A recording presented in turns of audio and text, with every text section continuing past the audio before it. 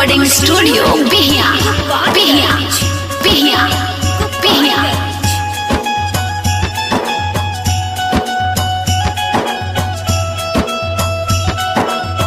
Mixed by Abhimanyu Raj Dalmalpur हाट।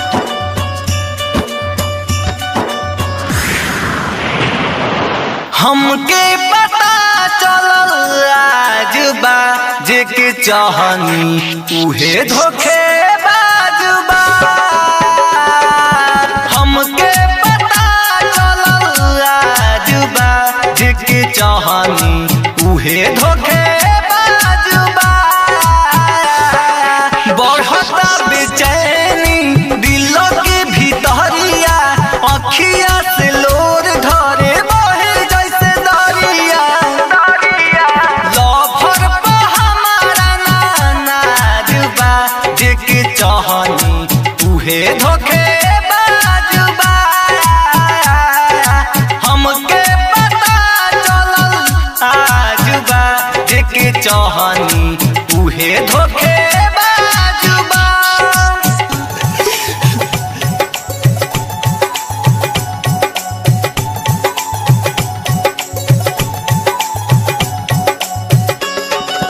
Music by DJ Amit Raj Dalmalpur हाट।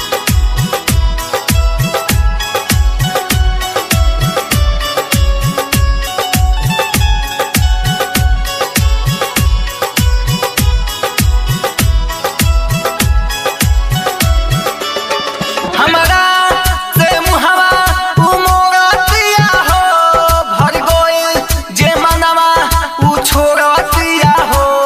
भूल जा सब कुछ कही बोलतिया हो गम से उ नाता हमर जोड़तिया हो।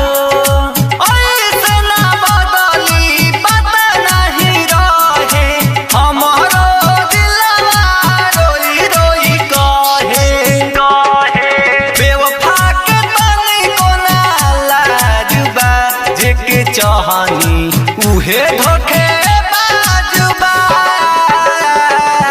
हमके पता चलल आज बा जेके चाहनी उहे धोखेबाज बा।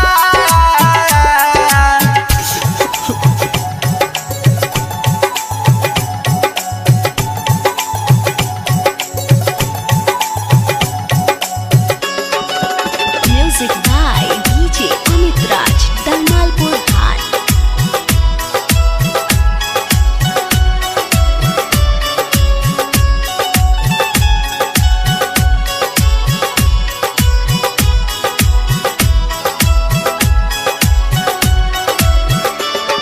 कईनी गलती हम प्यार कईनी साचो मनु बर्बाद भईनी। गोल्डन मनन कुछ ना पाईनी ओकरा सूरत पलू भागईनी। कहतावे सब कास सामो समारा होना हमारा से करत नइखे बात।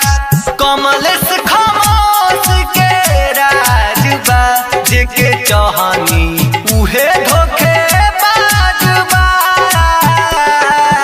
हमके पता चलल आज बा जेके चाहनी उहे धोखेबाज बा। बढ़ता बेचैनी दिल के भीतरिया अखिया ले लोर धरे बहे जैसे दरिया। हमके पता चलल आज बा जेके चाहनी उहे धोखेबाज बा। हमके पता चलल आज बा जेके चाहनी